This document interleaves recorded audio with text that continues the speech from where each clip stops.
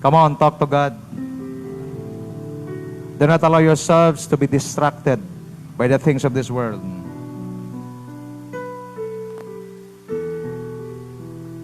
Rest in His presence. Kaya ang Diyos nagtalaga ng Sunday, a day of worship, so that the people of God might find rest.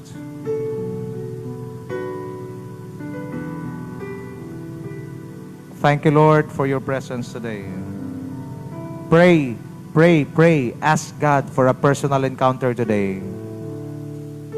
Lord, we want to encounter your presence in our midst. When Jacob encountered God, his life was changed. When Peter encountered Jesus, his life was changed. When Paul encountered Jesus, his life was changed. An encounter with God will change our lives forever. We're not here to fulfill obligations. We're not here to fulfill our Sunday worship. Walang kwenta po lahat yan without the presence of God. The Bible says, not by might nor by power, but by my Spirit, says the Lord.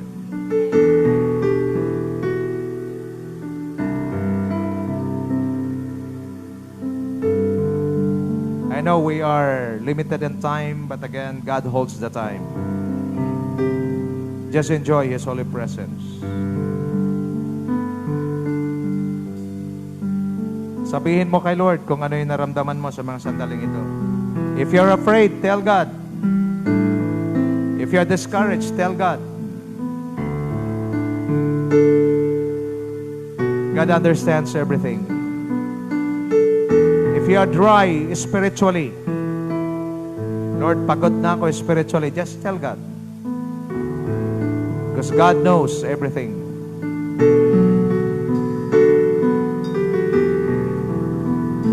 May nag-cause ng takot sa'yo. Fear for the future, even fear of what you're going through right now. God is able.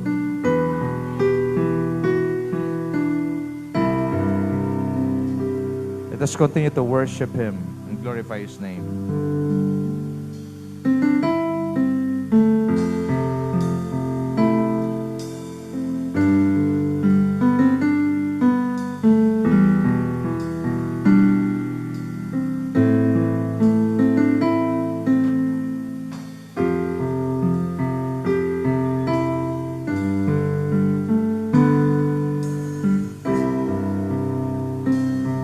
Worship the Lord. 1,000 generations falling down in worship, sing the song of ages to the Lamb. And all have gone before us, and all who will believe will sing the song forever to the Lamb. Your name is the highest. Your name is the greatest.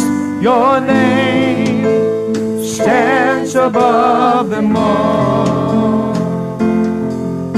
All thrones and dominions, all powers and positions, your name stands above them all.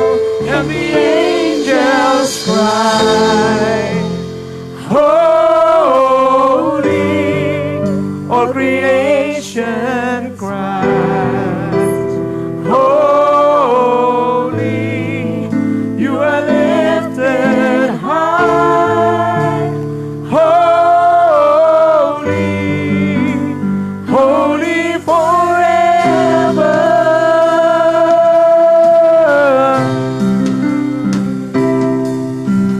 That you've been forgiven.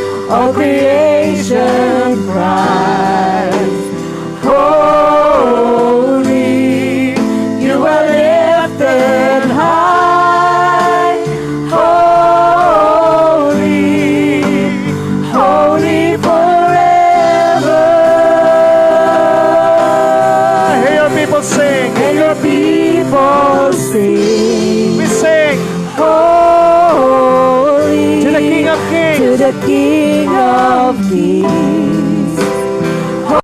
Holy, you will always be. Holy, holy forever. And the angels cry, holy, all creation cries, holy, you are lifted high, holy, you're holy forever. Hear your people sing, we sing, holy to the King of Kings. Holy, you will always be. Holy, holy forever. Everybody sing your name, 'cause Jesus, your name is the highest. Your name is the greatest. Your name stands above them all, above all thrones and dominions, all powers and positions. Your name stands above them all, and the angels cry, holy, all creation cries. Worship the Lord. Holy, you are lifted high. Holy, holy forever. Your people sing. We sing, holy to the King of Kings. Holy, you will always be. Holy, holy forever. And the angels cry,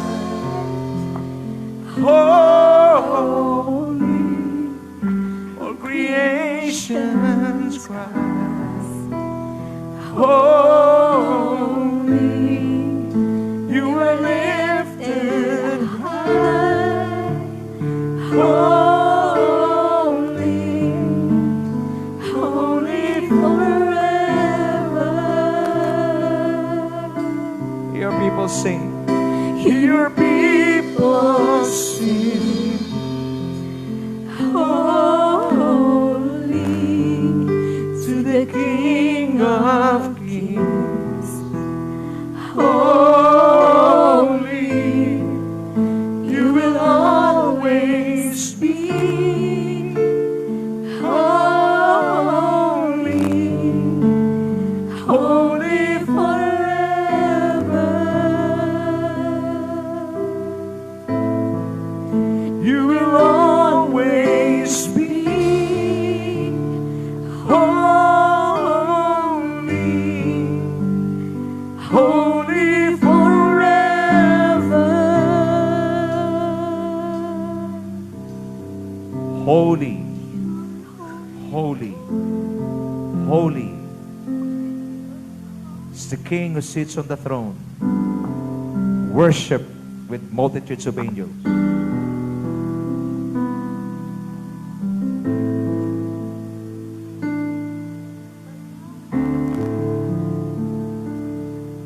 Worship God.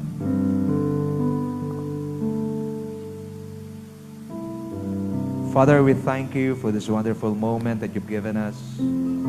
What a privilege to stand before you, to lift our hands, to lift our voice, and to honor you.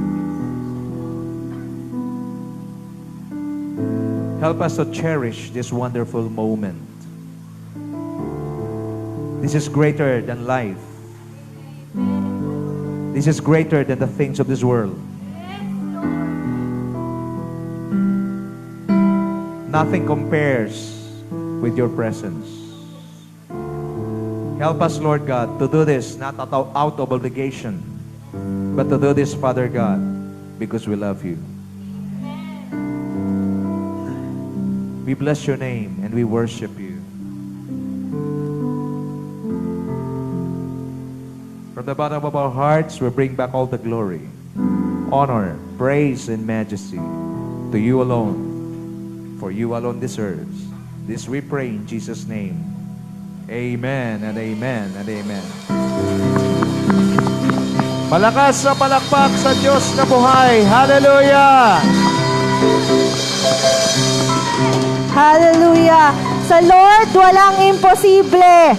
Ano man yung mga problema or kinakaharap natin, sa Lord, walang imposible. Kantahin natin tong kanta na to with a faith, having that strong faith na walang imposible sa Lord. Let us continue to worship the Lord. Hallelujah. Praise God.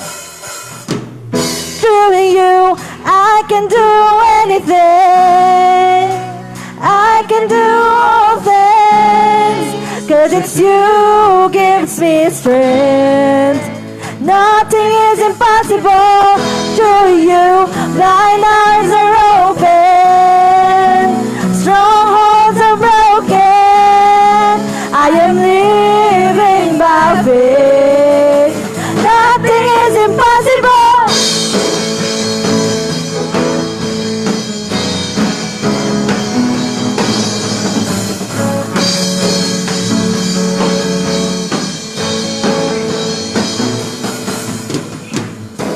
I'm not gonna live by what I see. I'm not gonna live by what I feel. Deep down I know that you're here with me. 'Cause I know that you can do anything. Through you I can do anything. I can do all things. 'Cause it's you who gives me strength. Nothing is impossible. Through you, thine eyes are open. Strongholds are broken.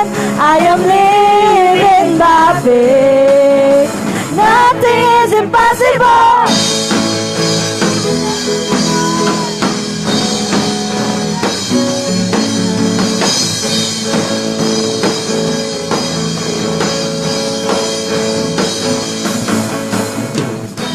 I'm not gonna live by what I see.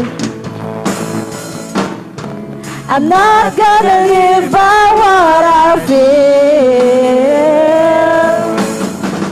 Deep down I know that you're here with me. 'Cause I know that you can do anything. Through you I can do anything. I can do all things. 'Cause it's you who gives me strength. Nothing is impossible. Through you, thine eyes are open. Strongholds are broken. I am living by faith. Nothing is impossible.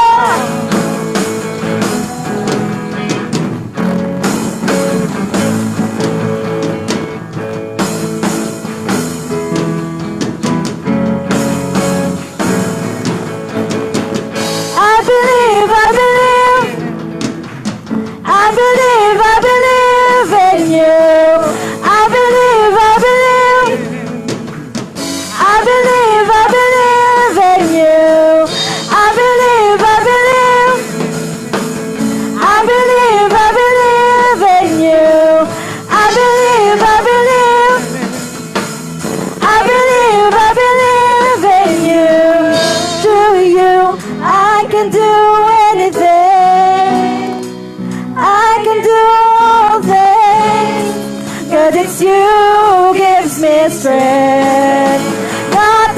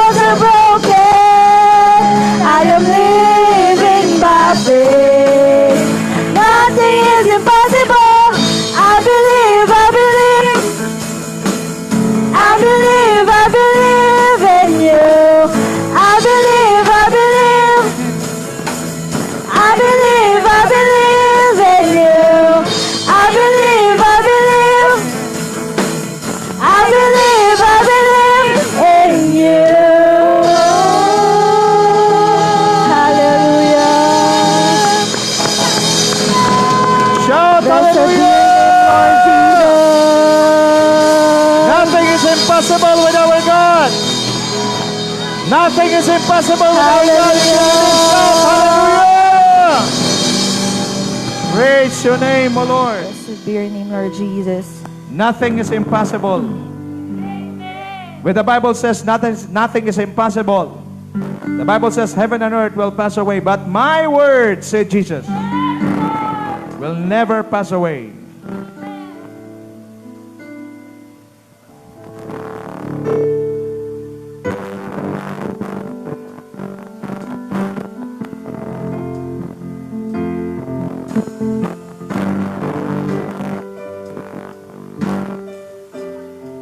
The Bible says, not by might nor by power, but by my Spirit, says the Lord.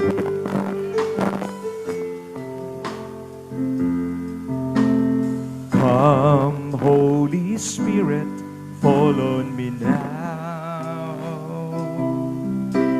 I need your anointing, come in your power. I love you, Holy Spirit. You're captivating my soul.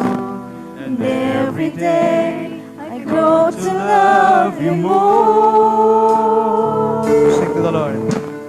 Come, Holy Spirit, fall on me now. I need your anointing, come in your power. I love you, Holy Spirit. You're captivating my soul. And every day I grow to love you more. I'm reaching for your heart. You hold my life in your hands, drawing me closer to you. I feel your power in you. Nothing compares to this place where I can see you face to face. I worship you in spirit and in truth.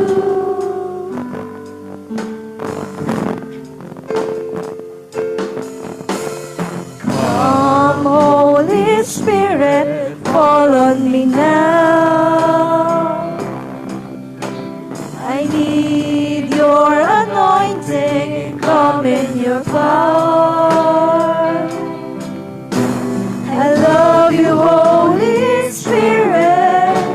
You're captivating my soul. And every day I grow to love you more. Sing it to the Lord. I'm reaching for your heart. You hold my life in your hands, drawing me closer to you. I feel your power in you. Nothing compares to this place where I can see you face to face. I worship you in spirit and in truth. I'm reaching for your heart. I'm reaching for your heart. You hold my life in your hands, drawing me closer to you. I feel your power in you.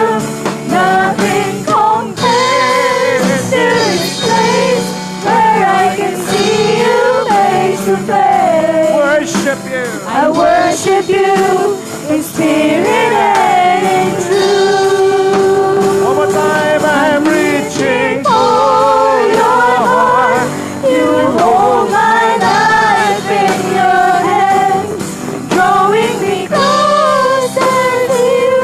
I feel your power in Nothing you. compares. Nothing compares to this place where I can see you face to face.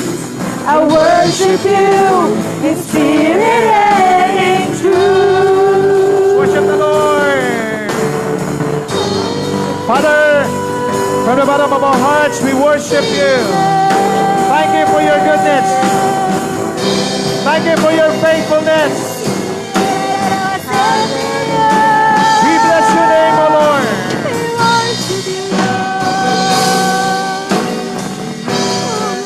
Just honor Him because He is great. He is faithful. Oh, I'm reaching for your heart. I'm reaching for your heart. You hold my life in your hands, Drawing me drawing me closer. closer to you. I feel your power in you. Nothing compares to this place where I can see you face to face. Worship you. I worship you in spirit and in truth. I'm reaching for your heart. You hold my life in your hands, drawing me closer to you. I feel your power in you. Nothing compares to this place where I can see you face to face. I worship you in spirit and in truth. I worship you in spirit and in truth. I worship you in spirit and in truth. I worship you in spirit and in truth. Praise your name. We glorify your name. Let everything that has breath worship the Lord. Welcome the presence of God. He is here. The Holy Spirit is here. We worship you. We glorify your name.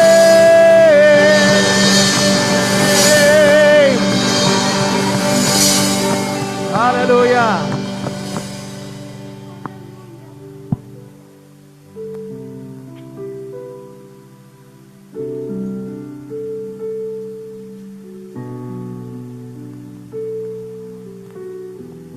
Iba sa inyo, hindi na kayo baguhan.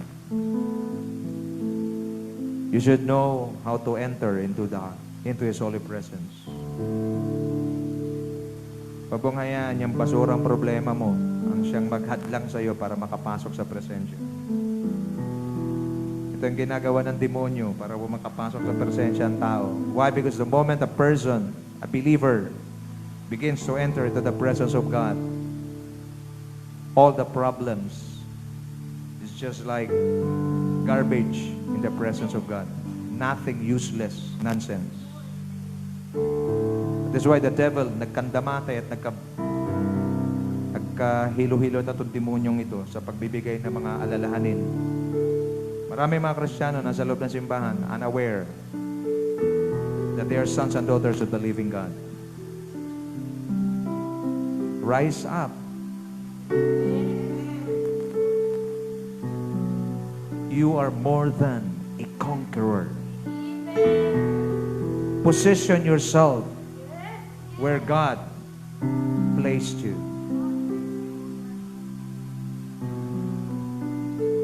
The Bible says in Genesis 1:26,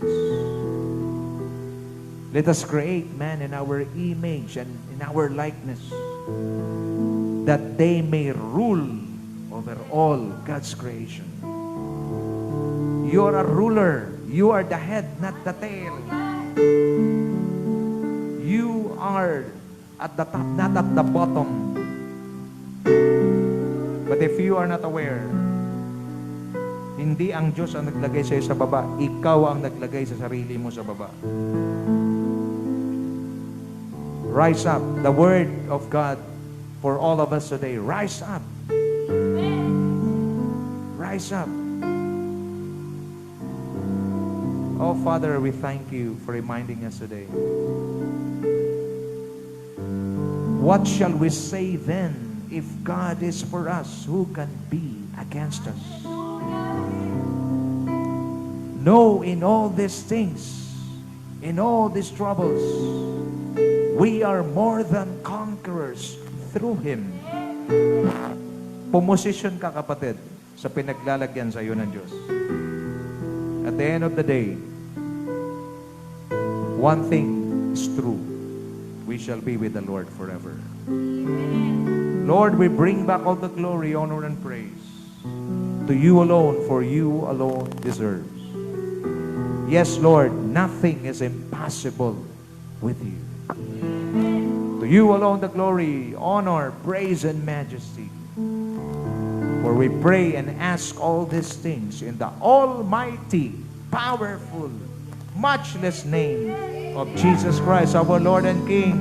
And all the blessed people of God in the kingdom shout, Amen and Amen.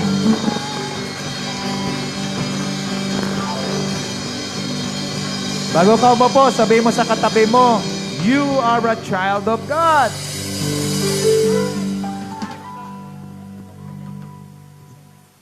Thank you, worship team.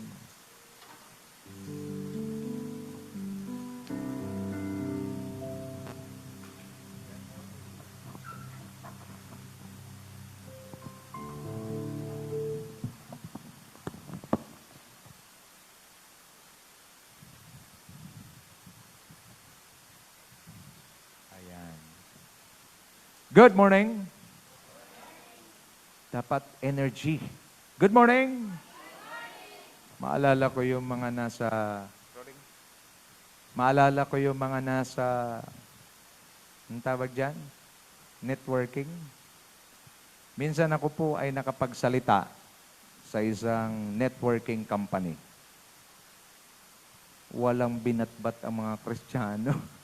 Pag sila mag-amen, pag sila mag-agree, halos maputol ang kanilang ugat sa liig. Pagdating sa church, good morning. Morning. Parang nasa higaan pa eh. Okay, are you ready? Good morning. Yan, okay. So today, I'll be sharing with you. Okay. Si-share ko po sa inyo itong napakagandang topic.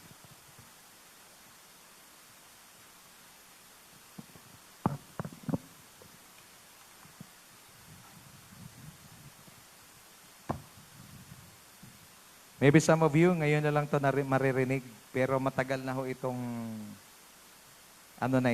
topic. So our lesson, our message today is entitled Dreams. Everybody repeat after me. Dreams, detours, destiny. Okay, we will study about the life and journey of Joseph. Hindi si Joseph na gitarista natin, ha? Ito yung Joseph na nasa Bible. Okay?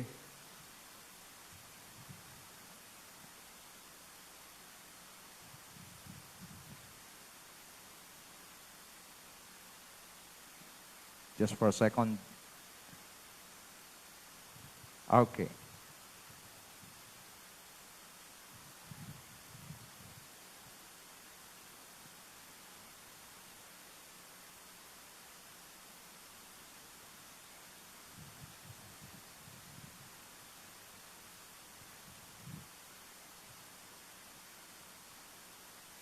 Anyway, dreams, detours, and destiny. Remember, God has a wonderful plan for our lives. Do you believe in that? God created us with a purpose. Please answer me. Kasi pag ikaw mismo hindi ka kayang maniwala sa sarili mo, malaking problema mo. Do you believe that God created you for a purpose? God has a purpose over your life. Okay? Hindi ka nag-exist ngayon ng walang layunin. Everything that God created, He has a purpose. Now, listen carefully. God gives us the vision, and He also gives us the destiny.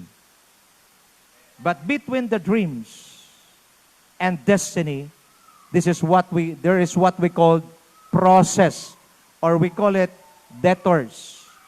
Hindi po yan diretso. Pagkakita mo ng dream, pagkatapos makita mo yung destiny, hindi po yan shortcut. Wala pong shortcut. When they left Egypt, and the Lord told them, you will go to the promised land, Canaan. But look at what the Lord did. Pwede naman sila pumunta mula sa Egypt. Kinwenta ngayon ng mga scholars, mula sa Egypt, papuntang promised land. It will only take them 14 days. But why is it? It took them 40 years. Why? Okay, the promise, the destiny is guaranteed, but the process is not easy. Amen? Kaya dapat maintindihan natin, Joseph, God gave Joseph the promise that he will be great, the destiny, Joseph will become great. There will be an elevation in his life. But look at this. God did not told Joseph about the process. Why? Pangkinig mabuti. Kasi pag sabihin ni Lord kay Joseph yung process, baka hindi na siya tumuloy. Bawa, sabi ni Lord, Joseph, nakita mo, you will become great. You will become a prime minister in Egypt. Oh, ang sarap naman. Alam niyo ba noong time na yon, Egypt was the most powerful nation in the world. At si Joseph magiging prime minister. Hallelujah. Sarap, di ba? Yun ang pinakita sa kanya. Sino pa naman ang ayaw? Pero God never tell Joseph about the process. Kasi kung sinabi na Lord, alam mo Joseph, magiging prime minister ka. Pero ito yung mangyayari. Unang-una, pagbabalakang kang patayin ng mga kapatid mo. Pangalawa, itatapong ka doon sa balon. Pagkatapos ibibenta ka sa Egypt, pagkatapos makukulong ka. Kung sinabi ng Diyos yun ng maaga, sabi ni Joseph, Lord, iba na lang. Gets nyo na? That is why, maganda ang plano, for I know the plans I have for you, plans to prosper you and not to harm you, plans to give you a hope and a future. Is it good? Wonderful? But, there is a process. Why is it that God allowed them, instead of from Egypt, go directly to the promised land? No. Why? Because they they learned practices in Egypt. Para maalis muna yung influence ng Egypt, kailangan silang dalhin sa wilderness. In the wilderness, there, God processed them. There are lots of detours. Why? Kunting problema, reklamo agad. Hindi kung tinutukoy ko, yung katabi mo. Sa atin, kunting problema, reklamo kagad. That is why, tumatagal ang ating journey, tumatagal ang ating pagpunta sa destiny. Why? Because ang daming process na kailangan nating pagdaanan. Example, hindi ka pa rin nagpapatawad hanggang ngayon. Isang detour yan sa buhay mo. Sa halip na diretsyo ng biyahe, ililiko ng Diyos. Bakit? Kasi mayroon ka pang unforgiveness. In the area of giving, if you are not faithful in your giving, what will going to happen? Another detour. Ngayon kung maraming inaccuracy sa buhay natin, maraming detours. At kung maraming detours, mas matagal makarating sa destiny. Ngayon, alam mo na. Pagkasabi sa katabi mo ngayon, alam mo na. Ang ganda ng plano, ang ganda ng pangako ng Diyos. So, ang problema, tagal ka makarating. Bakit? Ang dami mong stopover. Wala lang pera, reklamo ka agad. Hindi ikaw pinaparinggan ko, kapatid. Nagtuturo lang ho ako rito.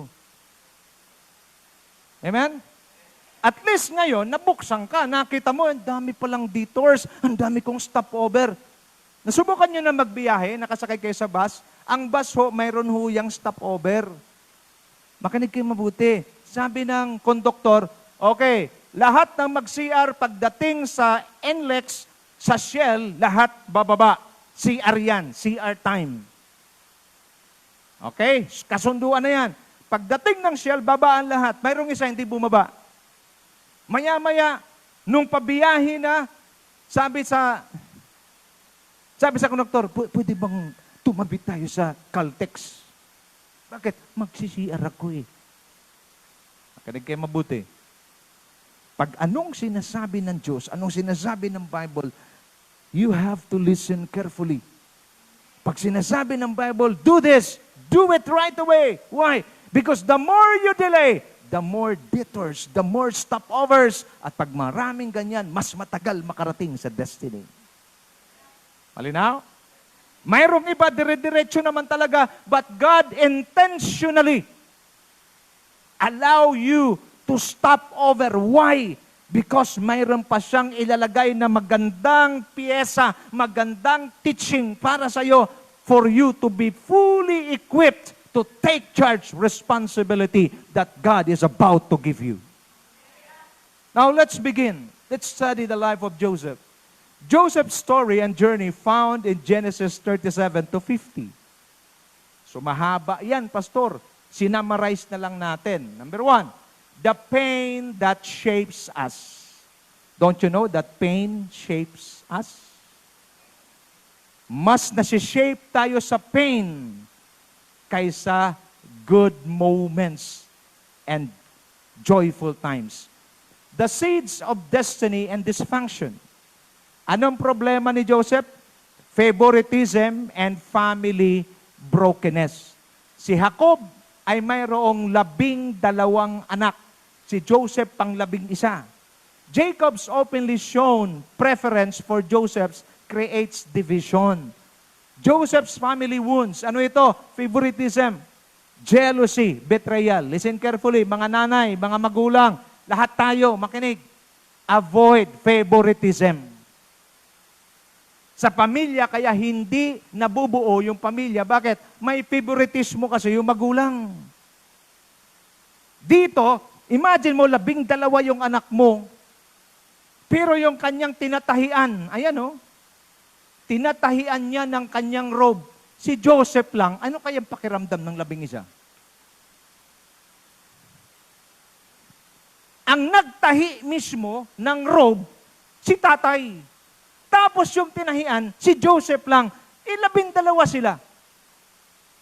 Kaya galit na galit, itong mga kapatid ni Joseph, mayroong jealousy at nauwi. Tandaan nyo, progressive yan. Pag may favoritism, ang kasunod niyan, jealousy. Pagdating ng jealousy, kasunod niyan, betrayal.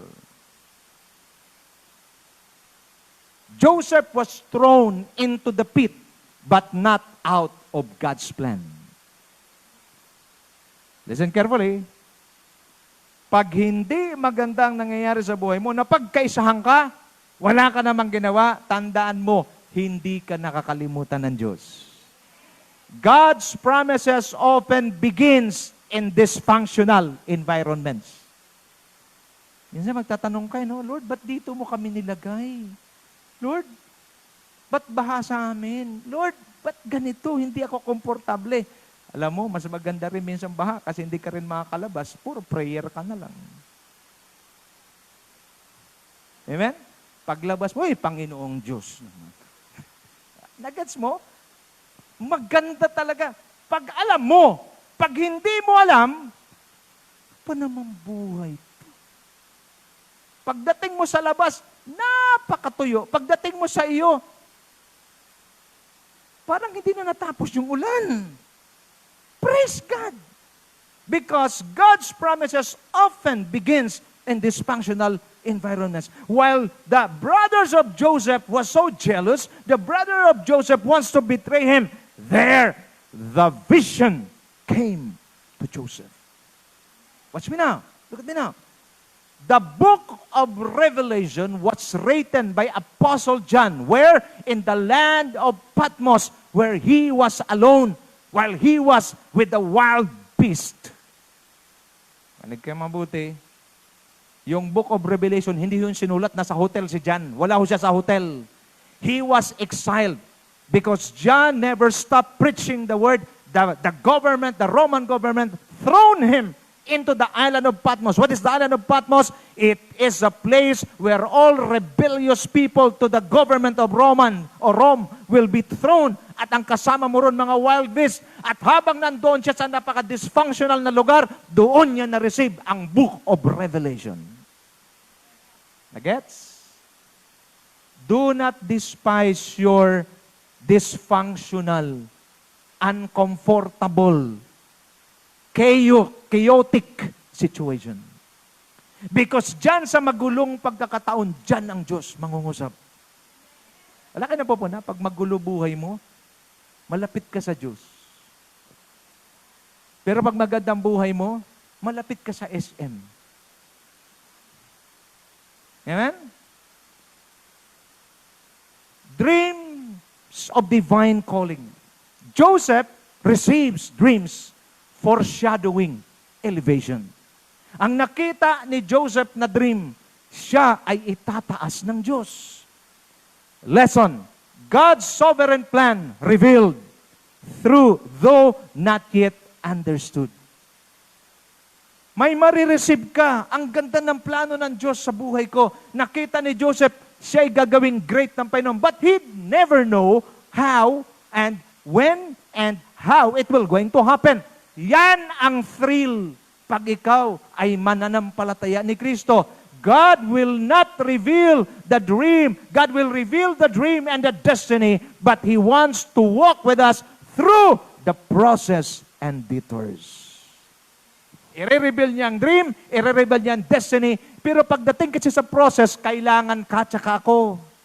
Yung response mo, yung obedience mo, dyan ngayon maganda. Kaya sabi na Lord, mula sa Egypt, papunta sa promised land, sasamahan ko kayo sa pamamagitan ng pillars of fire by day and pillar of cloud by day and pillar of fire by night. Gusto ng Diyos samahan ka sa journey mo. Pagka hindi mo to alam, malaki ang tendency, akala mo nag-iisa ka, hindi ka nag-iisa. He will reveal the dreams, He will reveal the destiny, but He wants to walk with you through the process and detours of life. Ilan sa atin ngayon? Meron tayong mga pinagdadaanan. Lahat naman tayo may pinagdadaanan. Pag wala kang pinagdadaanan, wala kang problema, hindi ka tao. Pakitanungin katabi mo, tao ka ba? Oh, praise God, may problema ka. Kasi pag wala ka ng problema, gamitin ko lang to uli. Masaya kasi itong ilustrasyon na to. Lapit siya sa pastor. Pastor, pag-pray mo ako. Anong prayer? Anong prayer? Mawala lahat ng problema ko. Sabi ng pastor, sigurado ka. Opo, pastor. Talaga, opo, pastor. 100%, 100%. Lord, kunin mo na siya. Meron may prayer. Bakit? Sabi niya, kapatid, kasi walang problema sa langit lang. At ang lahat ng pupunta sa langit, bago ka makapunta sa langit, kailangan mamatay ka muna. Only dead people has no problem. As long as you're alive, then problems are part of our lives. Betrayal. Brothers' jealousy leads to violence, sale into slavery and deception of Jacob. Imagine nyo, yung kanilang jealousy nauwi sa violence. Itinapon siya sa balon at ibinenta siya at dinisib pa si Jacob. Ang sabi nila kay Jacob, patay na si Joseph. You can just imagine. Sino to? Mga kapatid ni Joseph. The pit moment. Watch me now. The place where dreams and reality collide. Ang ganda ng dreams. Pero Lord, bakit nandito ako ngayon sa ilalim ng balon? Ang ganda ng pangako mo sa akin, Jeremiah 29:11. Pero bakit ganito ang nangyayari sa akin? I do not understand. maganda nga hindi mo naintindihan para malaya ang Diyos makakilos at pagpaunawa sa iyo. Every believer has moments where God feels distant, yet is deeply present. May mga pagkakataon na mahihirapan ka, para bang ang layo ng Diyos, pero magtataka ka naman, parang andyan naman siya present. Naalala niyo yung sinasabi ko nakaraan, during the exam, the teacher is silent, but he is present. Moment mo kasi yan. Moment ni Joseph, paano siya mag-react? Bakit? The test has now begun. You will become great. The first test, you will be betrayed by your brothers. You will be sold to the Ishmaelites. Pero pansinin nyo, makinig mabuti. Pinag-aralan ko ito mabuti. Princess, ang dami palang balon doon. Cisterns. Ang daming balon. Bakit? Kasi mahirap kumuha ng tubig noon. So, hukay sila ng hukay. Maraming balon. But watch me now. Sa dami ng balon na pagtatapunan kay Joseph, itong balon na ito yung balon malapit sa daan. Daming balon, pero natapon siya sa malapit sa daan. Bakit? Inaral kong mabuti. Kasi para pag kinuha siya, dadaan ang mga traders, mga ngalakal. Pagdaan nila, doon bininta si Joseph. Guess what? Yung mga traders papunta sa Egypt. Sabi ko rin, ang galing mo, ang daming balon. Pero doon siya natapon sa tabi ng daan. Bakit? Kasi doon dadaan ang mga traders. At yung mga traders, saan papunta? Hindi sa Tarshish, hindi kung saan papunta sa Egypt, na kung saan doon siya magro-rule and reign. Your background doesn't disqualify you from God's call. Pastor, marumi ako. Pastor, wala akong pinag-aralan. Pastor, mahina lang ako. Ganito lang ako. Hoy, walang pakialam ang Diyos dyan. Kahit ikaw nang pinaka... Pastor, di ko alam magbasa. Ano ngayon? Walang kinalaman yung background mo. Pag gusto kang gamitin ng Diyos, kaya niyang bigyan ka ng talino na wala yung iba. God uses even the darkest moments to shape His servants. God can turn tragedies into blessings. He is able. You just need to know na walang shortcut papunta sa will ng Diyos. Palagi ko sinasabi, the way to the will of God is always the hard way. I don't care if you will not agree with me, but that is my experience for 35 years. Hindi ka makarating sa magandang kinalalagyan mo. Mag-research kayo, lahat ng successful men of God, lahat ng successful na ginagamit ng Panginoon, lahat sila dumaan sa hirap. Bakit? Because these hardships, these challenges and difficulties will mold and will refine the character of the man of God for him to assume his assignment. Now, faithfulness in the shadows. Tingnan niyo ito Genesis 39 to 41. Mabilis tayo, no? Ang pinaka-keyword dyan, the Lord was with Joseph. In Potiphar's house, in the prison, and even in the palace. Your faithfulness in the dark reveals the strength of your character in the light. Tingin sa akin, pag titingnan ko kayong lahat, mababait kayo. Yun din ba yung tingin niyo sa akin? Pag titingnan ko si Princess, ang bait talaga eh. Si Raven, pag titingnan ko, bait din. Parang hindi makabasag pinggan. Kasi nasa light tayo. Wala naman ako nakita siguro ito. Pagpasok ko, sinipa nyo kaagad yung upuan. Patay ka kay Pastor Sunny niyan. Wala naman ako nakita rito nung pumasok. Wala naman. Lahat, napaka-Pinoy. Lord, Pastor. Pero you know what? You cannot deceive. You can deceive people in the light. But your faithfulness in the dark reveals the strength of your character in the light. Joseph was faithful. Doon pa lang sa Potiphar's house, nung siya ay tinempt ng asawa ni Potiphar, hindi siya bumigay.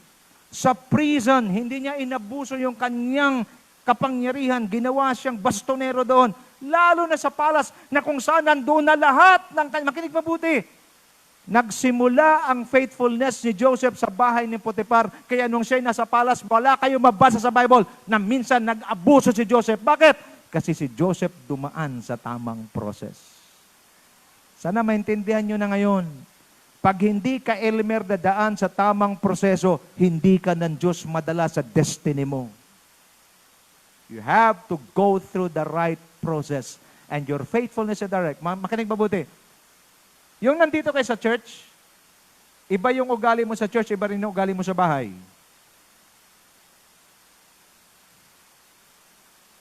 Pero yung ugali mo sa bahay, yun talagang tunay na ikaw. Kaya magpakatotoo ka na, Diego. Hindi yung Diego family, ha? Ibig sabihin, expression lang yun. Why? Who you are in the dark, that is the true identity about you. Yan, that's your true identity. Kahit ano pang tago mo niyan sa light, one day, hindi kailanman malilihim ang tinatago mo, kapatid. Anong ginawa ni Joseph? Integrity when no one is watching. Joseph resists temptation at great personal cost. How then could I do such a wicked thing and sin against God? Makinig mabuti. Palagi si Joseph, ang inisip niya palagi ang Diyos. Wala na namang ibang tao, silang dalawa lang ng asawa ni Potiphar. Pero ang sabi ni Joseph, hindi ko kayang gawin ang kasalanan ito sa harapan ng Diyos. Nagtiwala sa akin si Potiphar, at ito'y nagtiwala din sa akin ng Diyos. Hindi ko kayang saktan ng Diyos. Takbo! True character is revealed in private faithfulness. Can I help you? I said, can I help you? Let us be faithful in our be faithful to God in our private life.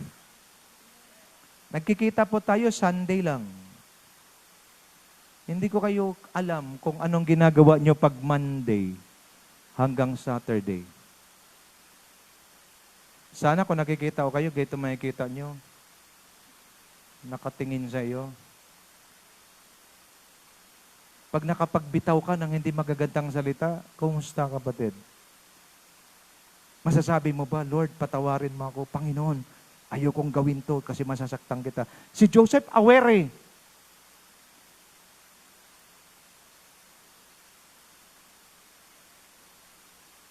Serving faithfully in unjust circumstances. Wrongly accused, forgotten in prison, but still faithful. Wala siyang kasalanan. In-accuse siya, napreso siya. Pagdating sa presuhan, dumating ang cupbearer. Ito pa, maganda to, princess eh.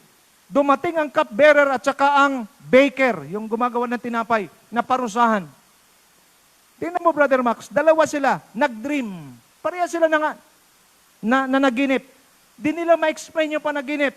But look at this. In-explain ni Joseph ang panaginip. By the power of God, God gave him wisdom to explain the dream. And the dream happened according to the interpretation of Joseph. Now, makinig ka, princess. Bakit hindi ang baker ang na-restore? Bakit ang cupbearer? Kasi kung ang baker ang na-restore, malayo siya sa hari. Puro lang siya gawa ng bread talk. Malayo siya. Pero ang cupbearer, close in. What's the work of the cupbearer? Privy. Before the king eats the food, the cupbearer will be the one to eat first. Why? Because if there is a poison, the cupbearer will be the one to die. Kaya ang sarap ng buhay ng cupbearer, bago makarating sa hari, natikman niya muna lahat. And then the cupbearer has the right to speak to the king. That is why the cupbearer was restored. God's silence does not mean God's absence. Brother Elmer, pag hindi ang Diyos nagsasalita, wala ka naramdaman, hindi nangangahulugan, wala si Lord. Nandun si Lord sa bahay niyo. Nandun si Lord sa sitwasyon mo. Wag na wag mong alisin yan sa isip mo. Lord, kasama ka namin eh. Makulit yung ating isang binabible study dyan sa Baybris. Bakit? Baha na eh. Sabi sa akin, Pastor, di ka na bumalik. Wow. Alam, ginawa ko, Wendell, pinuntahan ko eh. Nagbota ako eh. Naawa sila pagbalik ko. Pastor, paano pag-uwi? Hatid ka na lang namin. Wag, maglalakad lang ako. Bakit? God's silence does not mean God's absence. Ang problema, pag uwi ko, sabi sa akin, Pastor, may nakita kong ahas dyan. Pambihira naman. No? Pauwi na lang, takutin pa eh. May ahas daw talaga. Ay, wag mo na dapat si rekwento, pauwi na ako eh. Eh, gabi na. Yung dinaanan ko talaga, may ahas talaga doon. Ang laki. Pero, alam mo yan, minsan, gusto ko lang, di ba, baha kami. Parang, dito na lang ako. Minsan, magtatampo ka rin minsan eh. Pero, bigla ka naman tawagin ng Diyos. Mag-Bible study ka. Kukuha ko ng plastic, lalagay ko sa shoot mo sa bota, tapos maglalakad kang ganyan. Tapos yung iba Bible study mo, medyo demanding pa. Pastor, ba't ka pumunta? Sabi ko, Lord, ano to? It's a test of character if you are still faithful, even if you feel uncomfortable. May mga testing ang Diyos na hindi mo akalain, pero tandaan mo, kapatid, pag dinaan ka niya sa testing, just be faithful. Because lahat ng iyong pinapatunayang katapatan sa Diyos, wala pa ako nakitang tapat sa Diyos na pinabayaan ng Diyos. God's timing and promotion. Bilis. Years of obscurity, walang linaw. Pag sabing obscurity, wala kang makitang liwanag. 13 years. Pakita mo yung katabi mo, 13 years na ba yung paghihirap mo? Wala pa. Prepare Joseph for sudden responsibility. Bakit ganun ka-rigid, Sister Mercy? Tinapon, gustong patayin, ibinenta, inakusahan, kinulong. Bakit? Kasi grabe ang responsibility. The responsibility is he will going to become a prime minister in the most powerful nation of the world, Egypt.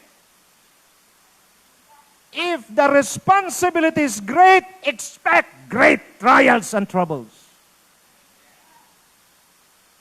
If you don't want responsibility, then expect little, small blessing. Now ask your seatmate, ano ang gusto mo?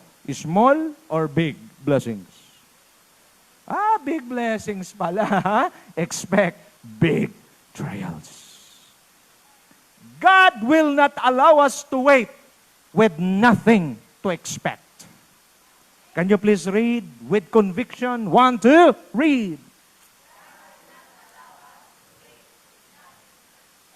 Hindi ka ng Diyos paghihintayin, Brother Max. Nag-a-apply ka ng work. Pastor, wala pa eh. Sa pag-a-apply mo, sir, sama mo si Lord. Before you face the interview, before you take the exam, Lord, samahan niyo pa ako rito. The revelation is this: be faithful where you are. If you are in pain, if you are in the flood, if you are not feeling good, be faithful where you are, Mami Tess. Why? Because God knows exactly when to bring you into the next season. Elvis, He will make all things beautiful in His time, not in our time. Why? Your prison may be the training ground for your palace. Ulitin ko ha, na-miss nung iba. Makinig mabuti, tumingin, huwag pumikit. Your prison may be the training ground for your palace. Joseph, you read from verse chapter 37 to chapter 50, you will never see Joseph. You will never read. You cannot read in the Bible that Joseph complains. Joseph murmur. No. Why? Because Joseph adhere. Joseph comply. Joseph cooperate with the process that God is doing in his life. Remember, God's favor transcends circumstances. Huwag mong ipagmalaki. Makinig kayo mabuti ha. Huwag kayo ma-offend. Sasabihin ko totoo. Minsan pinagmamalaki natin yung problema natin eh. Pastor, bakit ganun? Pinagmamalaki mo. Sa halip na ang Diyos ang ipagmamalaki mo, yung problema mo, pinagmamalaki mo. Ang bigat talaga ng problema ko, di na ito maubos-ubos. Para na itong omnipresent. Hindi mo sinasabing direkta, but you are telling that your problem is omnipresent. No! Only God is omnipresent. Pinagmamalaki mo yung problema. Look at me now. Sabi ng Bible, magnify the name of the Lord. Do you understand what does it mean? Tingnan mo at palakihin mo, payabungin mo ang pangalan ng Diyos. Kasi habang minamagnify mo ang Diyos, pinapaliit mo ang tingin mo sa problema mo. Hindi ko sinasabing mawala ang problema. Nandyan siya, pero napakaliit niya kumpara sa tingin mo sa Diyos. God's favor transcends circumstances. Kaya huwag mong ipagmalaki yung problema mo. Mabigat ang problema ko, basta wala na solusyon. Ikaw may sabi, di mamatay ka dyan. Kaya look at problems. Ganito na ka dapat tumingin. Watch me now. You look and seems impossible. But praise God. Because with God, nothing is impossible. So every circumstances, every problem, every difficulty, you look at it as God's divine opportunity to reveal and to manifest His power before you. Palakpak para kay Lord. God's favor transcends circumstances. The power of a transformed heart. Ito ang pinakamasaklap, princess, ano? Nandun na si Joseph sa palace. Dumating na ang mga nagtapon sa kanya sa balon. The tests of Joseph are the tests of genuine reconciliation. Joseph tests his brothers not to punish them, but to reveal their hearts. God often allows situations that expose the truth about us. Tandaan niyo mga kapatid. Akala ninyo paparusahan ng Diyos yung mga kapatid ni Joseph? No, God is still dealing with Joseph. Why? Because now that you're in position, you have all the authority, you have all the power para to take revenge. But God dealt with Joseph. Makinig kayo mabuti. Kayo mga inapi-api. Mga inapi-api.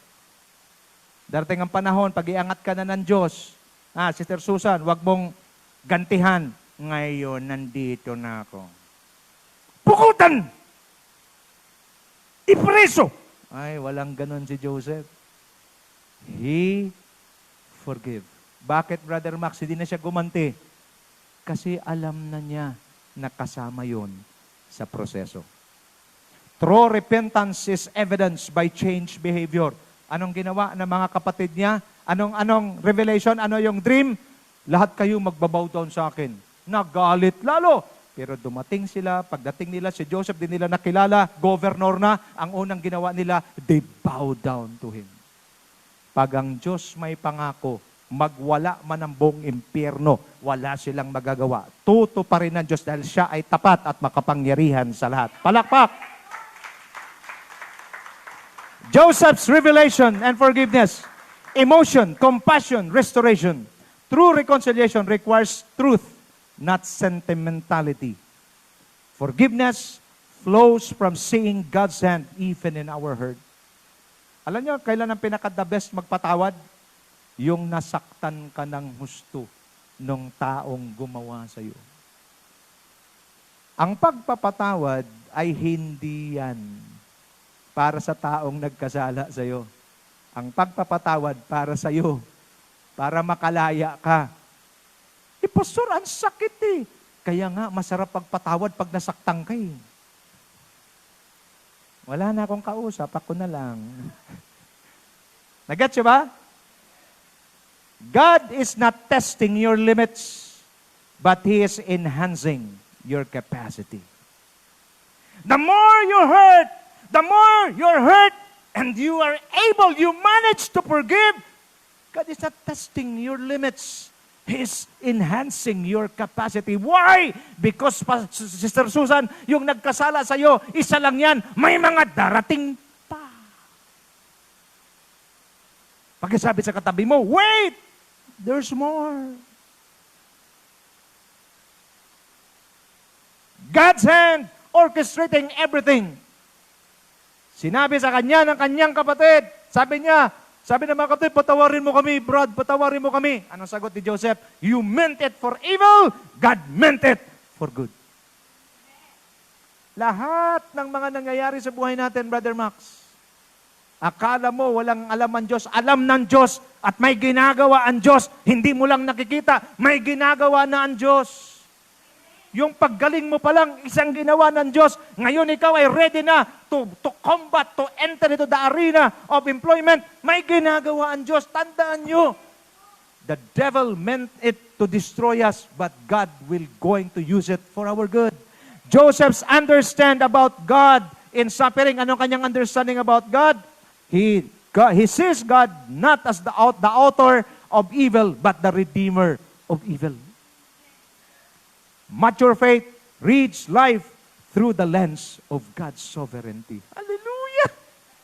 Mature faith reads life through the lens of God's sovereignty. So every time you look at the problem, you will just say, my God is so big, so strong, and so mighty. There is nothing my God cannot do. God's purpose are bigger than personal comfort. Joseph's suffering resulted in the preservation of nation. What's this? Sometimes God allows you to walk through pain for the sake of others. Di ba? Inaalaw ka na, Lord, ikaw na lang masaktan. Si Joseph na lang ang mag-suffer for the sake of the whole nation. Trusting God with the story. Sabi rito, God will surely visit you. Sabi ni Joseph, God will surely visit you. Tingnan niyo ako, mamamatay na si Joseph, pero ang kanyang pananampalatay, nandun pa rin. Ano sabi niya? Bibisitahin kayo ng Diyos, dalhin niyo na lang yung buto ko. Pagbalik ninyo, dalhin yung buto, wag niyo ako ilibing sa Egypt. Grabe. He knows that God will going to do something. Sabi niya, God will surely visit you, and you shall carry my bones from here. They were in Egypt, pero nakikita na ni Joseph ang future. Why? Because God revealed it to him. He believes God's promises even beyond his lifetime. Huwag nating i-compromise yung blessing ng next generation natin. Huwag mong tingnan ang sarili mo sa ngayon lang. Mayroon kang next generation at dapat yun ang tinitingnan mo.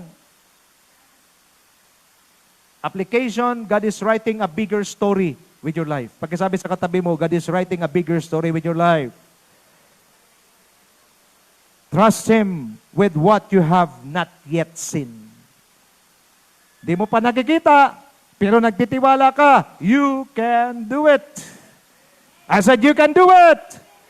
Start practicing it now while you're sitting there. Begin to declare, God has a wonderful plan in my life. I believe that God will bless my generations. I believe that God will heal all the sickness in my generations. I cut off all the curses in my generation. You can do it! Conclusion, Joseph was faithful in the pit, faithful in prison, faithful in the palace.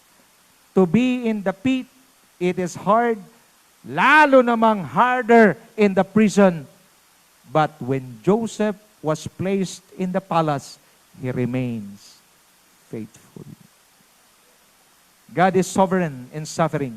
Faithfulness in difficulties leads to fruitfulness in influence.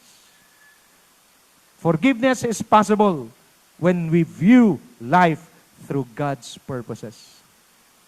Bakit ba ako sinaktan ng mga taong to? Ba't ba nila ako ginaganito?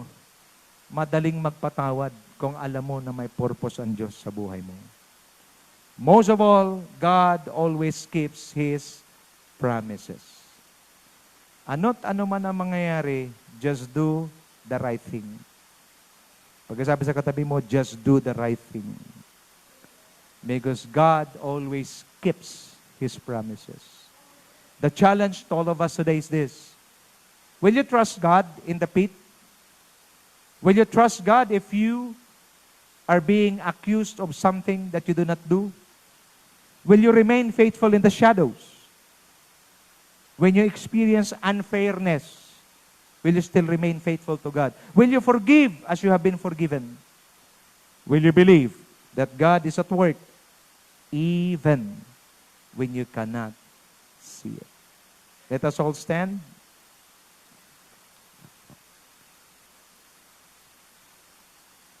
Let us bow down our heads, close our eyes.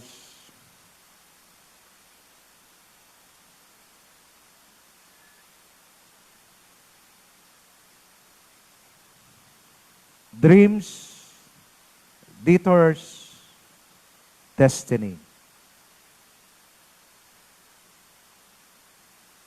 God had given us the dream. We are more than conquerors in Christ Jesus. Our destiny, the Bible says, for our citizenship is in heaven. But while we are here on earth, we have to go through the process and God loves to go with us in the process and detours in life. Will you be faithful to Him in the pit? Will you be faithful to Him in prison? You will be faithful. Will you be faithful to Him and willing to forgive? Especially when you're hurt. Father, thank you for the life of Joseph. Thank you for reminding us that you are with us. Your absence doesn't mean that you are not present. May mga times lang talaga na moment namin